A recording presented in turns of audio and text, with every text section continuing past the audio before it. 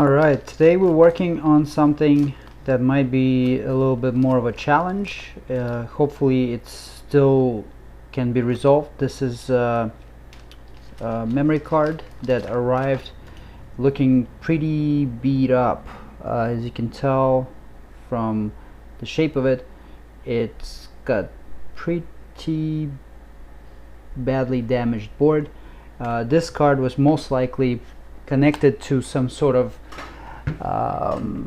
card reader, most likely, because that's usually how far the card is going to be plugged in, and then it most likely fell on the side. If it was in a laptop, often enough these MacBooks, older generations, have a slot for the card reader, and then it slid and right up against the case, and case got bent.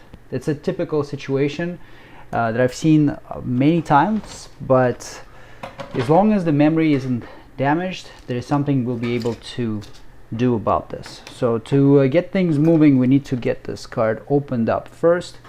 So to open it up, we have our microscope view in front of us, and I'm gonna start with this corner right here. Just cut it up and start splitting it apart.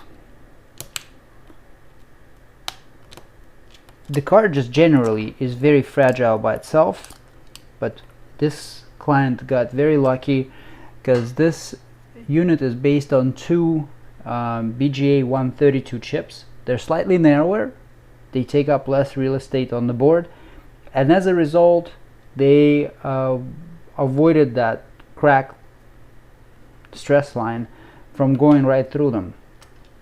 So what didn't avoid getting cracked though is the controller that is on the back side.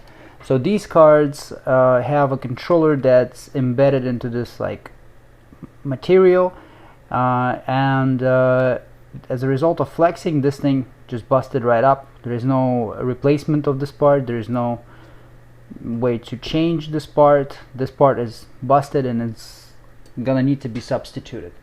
Luckily for us, this is a typical card, and I have a few donor boards here from previous jobs that I've done. The clients left behind and didn't want them back. So first of all, we need to visually compare them to make sure that they're same as the original. And if we look at all three, yeah, we can see that all of the test points correspond with each other between these two, and obviously this one as well.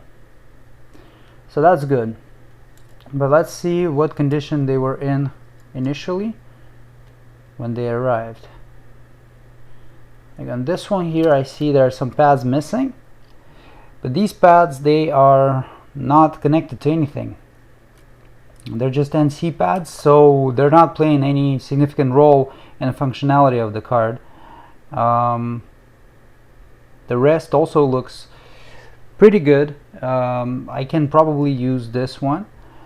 Then looking at this card here, this one is actually flawless. It has all of the pads except for that one there and that one there intact, which both of those are also not playing any role in the functionality of the device, and they're not going to affect how this device is going to work after we're done with it. Now the thing to pay attention to is this side here, the component side, and the components should match up, and if they don't, it's no big deal, we can swap them out. So there looks like there's several capacitors we might move.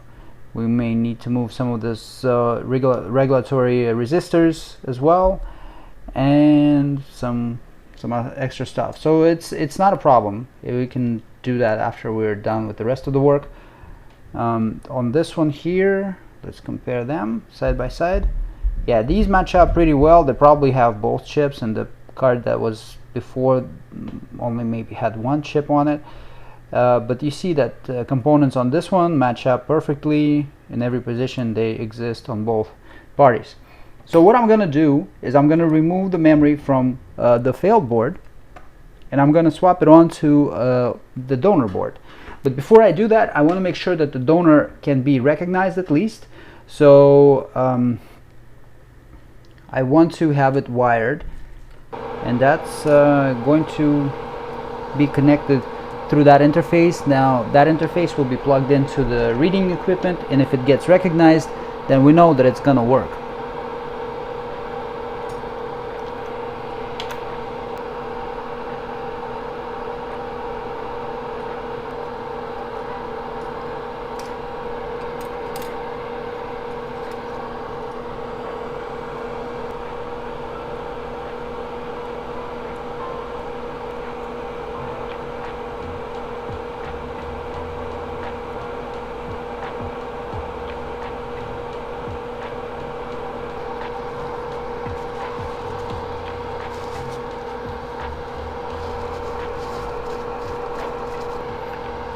Alright, so that's step one. Now I want to mount extensions for the wires leading up to the interface.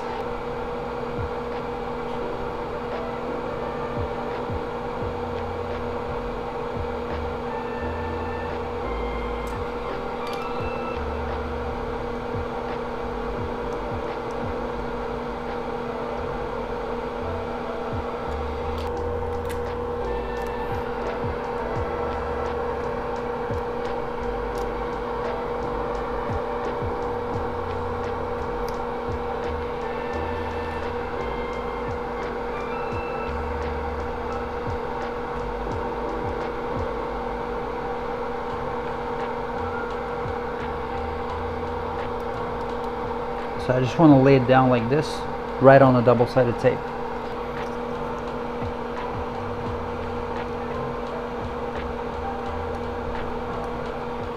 Okay, we'll start with this end.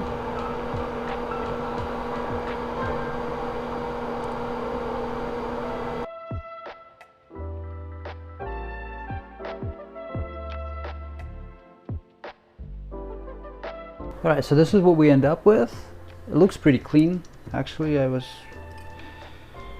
not expecting it's gonna look this nice. I may actually keep this platform if it all works out and the tape holds up, because the paste I'm gonna be using, it's a very low temperature paste.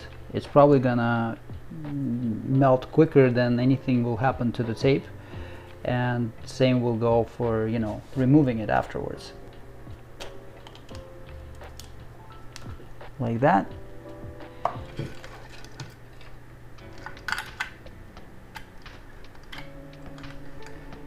And like this. We're going to plug it into GPSPAR USB stabilizer.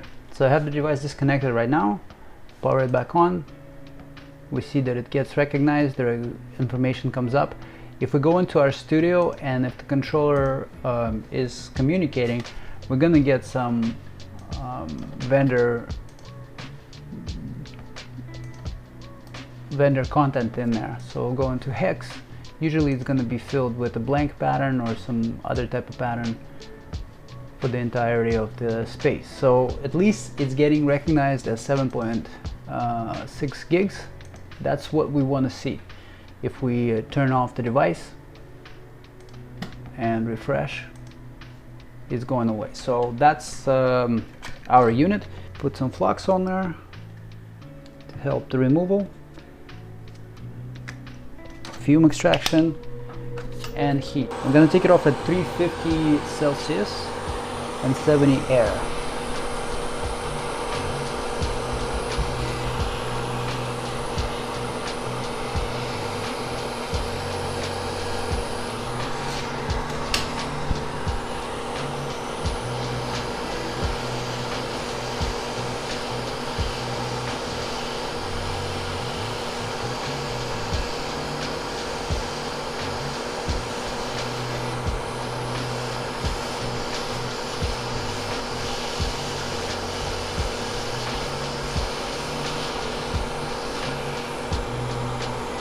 Yeah, so you can see the impact took out a lot of pads that do need to be connected.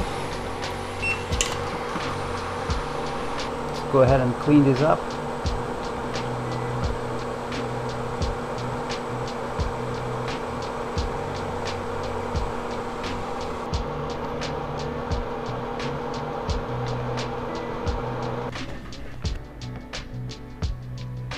we go.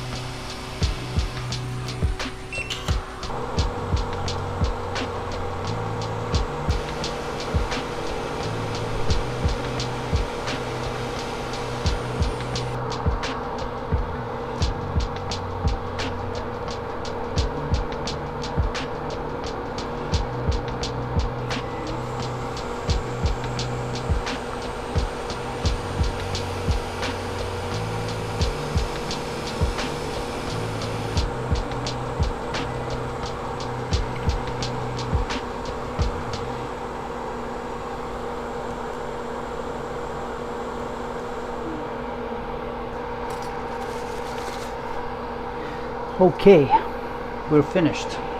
Double check all the pads are still here, and whoops, they're not. I see there's some pads that are not here.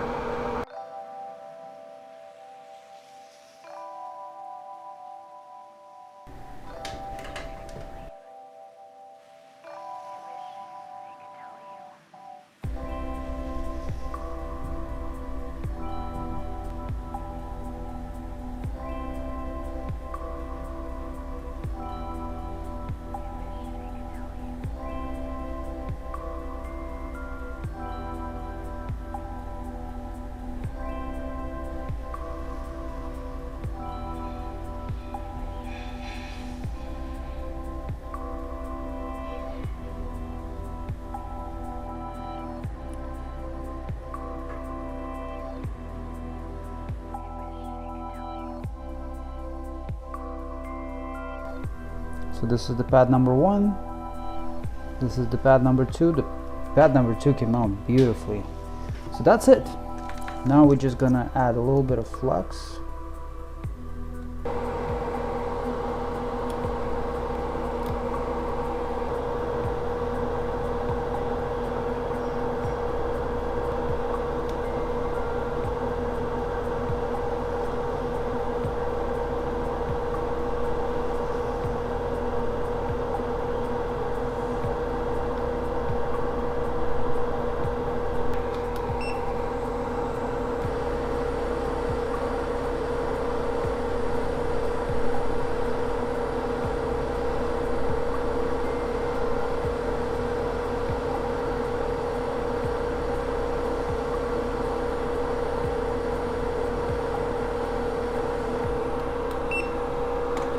That's it.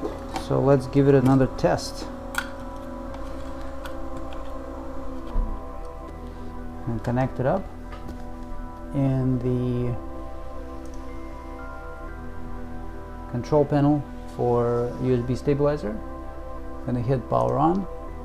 And we're getting 120 gig capacity. If we refresh the screen here, we got mass storage device for 120 gig exFAT with partition accessible to us right away. And if we go into hex view,